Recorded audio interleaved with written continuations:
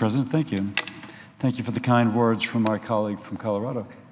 Mr. President, I rise to speak about our Republican effort to repeal and replace the Affordable Care Act. Now, I always kind of chuckle when I say the Affordable Care Act. I have a friend back home whose quote for his insurance was $39,000 for 1 year. Now, that's the Unaffordable Care Act. A family member from San Francisco whose policy was $20,000 for 1 year with $6,000 deductible for each person. I think her husband actually voted for Bernie Sanders, but she was like, the heck with this. I cannot afford it. And then another fellow here in Washington, D.C., an insurance consultant. If anyone could get a good deal, the insurance consultant should be able to. And he says, you know, my family premium is $24,000 a year with a family deductible of $13,000. We will pay $37,000 before we receive benefit from our insurance policy. That is unsustainable, Mr. President. Now, that said, President Trump saw that during the campaign, and he said over and over again, kind of his four pledges, if you will. He wished to maintain coverage, lowering premiums, getting rid of those mandates that Americans hate in Obamacare, and caring for those with pre-existing conditions. This is what he said over and over. It's a great pledge. He actually said something as well, Mr. President. He said he wanted to make health care easy. Now, we have an approach to do this called, some people call it auto-enrollment. I call it making it easy. And by this way, we can increase coverage, achieve the goals of President Trump to lower the premiums. We are using something which is already used in Medicare and 401k plans, and again, we make it easy to enroll. So let me just elaborate on this. If people argue that we have to have a mandate because without a mandate, people will lose coverage, and if people lose coverage, only the sick enroll and health care expense increases. But I think the Senate actually has an opportunity to do something easy, do something better. We can make it easy. Under this, we can imagine that someone who is eligible to be enrolled in our program is, unless they call us up and say they don't want to be. This is what we do in Medicare, Mr. President. When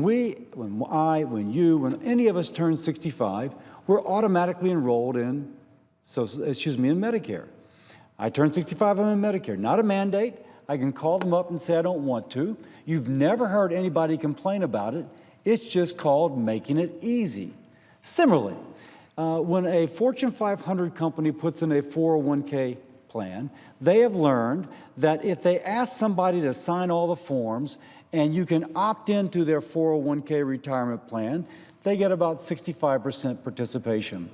But if they say you're in unless you call us up and tell us you don't want to be, if they make it totally easy, they get 95% participation in that 401k program. So we know both from Medicare and from business that if you make enrollment easy, you have 95% participation. Now that is so good in the setting of this, because if we have all those who are eligible to join Obamacare Replace Plan enrolled, we make that insurance pool large. We call it a pool for a reason. If you pour a cup of water in an ocean, it does nothing to the level of the ocean. Similarly, if you have one person who's ill in a big pool of otherwise healthy people, it does nothing to the expense, because the expense of that one person's illness is spread over many. So, Mr. President, by making enrollment easy, fulfilling President Trump's pledge, you can, just like the ocean with one cup of water, that one person who's sick, expense spread out over many, the impact upon any one person's premium is nil. Now, by the way, there's a lot of conservative support for this sort of concept. First, let me just say coverage is important. If we pretend that people having coverage is not important, it's just not true. I'm a physician. I can tell you there are many conversations I had where someone who was poorly insured or uninsured might need some critical medicine or some critical procedure, and we had to work, scramble, do everything we can to get her the coverage she needed to have sometimes a life-saving procedure. Rich Lowry is a conservative columnist for the National Review. He had a column saying the worst argument against replacing the Affordable Care Act is that coverage is not important. Coverage is important. If we go on towards this kind of concept, make health care enrollment easy, you're in unless you're out, Jim Capretta, Joe Antos, Stuart Butler have all spoken of using this concept. Nina, I always have a hard time with Nina's last name, but at the Heritage Foundation, Nina Ochorinco and Bob Moffett at the Heritage Foundation wrote of Senator John McCain's presidential plan in 2008, that it would be accompanied by a system of automatic enrollment in health insurance, either at the workplace and then they go on. But they were praising presidential candidate, but now Senator John McCain's employment of let's make it easy to enroll.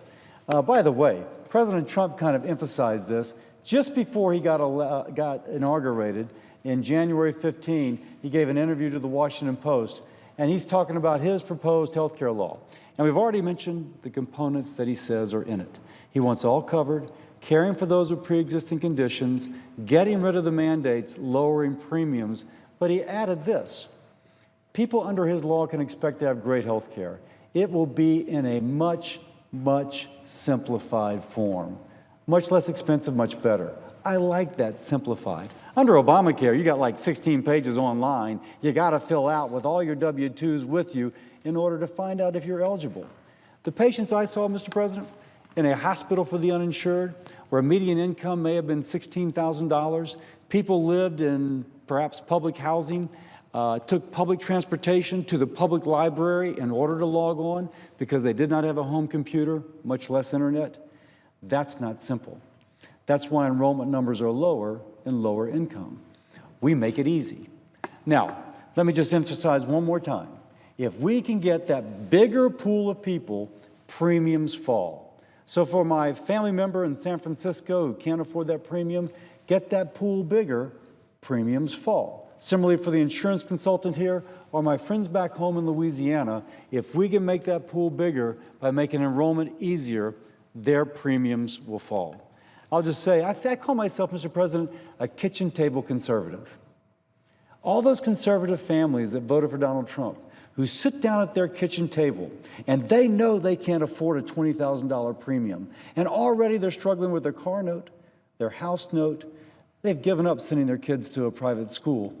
They're doing whatever they can to make ends meet. And under the Unaffordable Care Act, they're required to pay so much.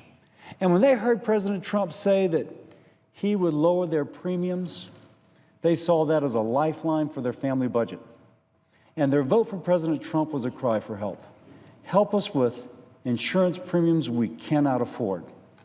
Now, Mr. President, as a kitchen table conservative myself, to those families who voted for Republican candidates over the last several elections, but who absolutely know they need help with their health insurance, we have a solution for them. But let me pause for a second. You don't have to be a conservative to care for the solution. In fact, people on the left have actually endorsed this concept as well. So I'll end by saying this. As we come up with a replacement plan for the Affordable Care Act, it won't be a Republican solution. It won't be a Democratic solution. At its best, it will be an American solution. An American solution for that family at the kitchen table, struggling to pay their premiums, who can't do so now but know that they need coverage. And in so doing, if we can fulfill President Trump's campaign pledges to cover all, caring for those with pre-existing conditions, eliminating mandates, lowering premiums, by making enrollment easy through something called auto-enrollment, we will have done our job. Mr. President, thank you, and I yield back.